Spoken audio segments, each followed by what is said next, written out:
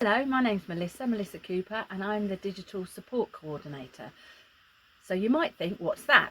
Well, basically, we run a digital support service here at Milton Keynes, Age UK, where we go out into the community and provide sessions for older people who are struggling to use their iPads or their laptops or their PC. So yes, we have a team of 5 volunteers who go out up to 4 sessions, running for 2 hours at each session, and then they cover the topics that the person wants to learn about.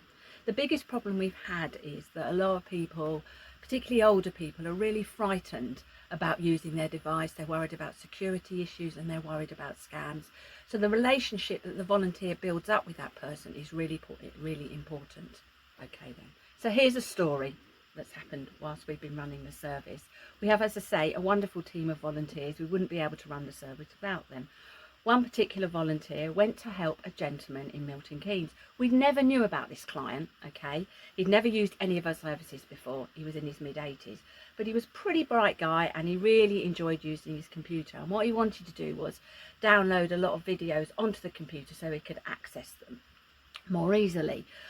So he had his 4 sessions. They all went really well. He built up a really good rapport with his volunteer, and he's now much better, much more confident on his PC on a day-to-day basis. In fact, I went round and helped him do his blue badge application, which could then meant that he could go to the city centre with someone, they could park the car and he could access all the shops and everything.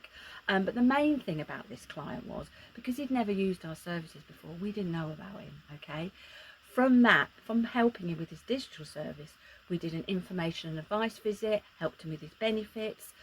He now has a shopper and cleaner from Age UK who goes round on a regular basis and sees him. We then referred him on to the occupational therapies in the community. They've been out and put various aids in his home. And that all happened because he had our digital support service. He trusted the volunteer, he likes our service, and it's gone really, really well. Currently, my job, my digital support coordinator job, I'm doing as a volunteer. We had funding for up to 18 months, which expired in December last year. We're obviously looking at further funding, but if anything you could do could help with that funding, that would then pay for me to look after more volunteers.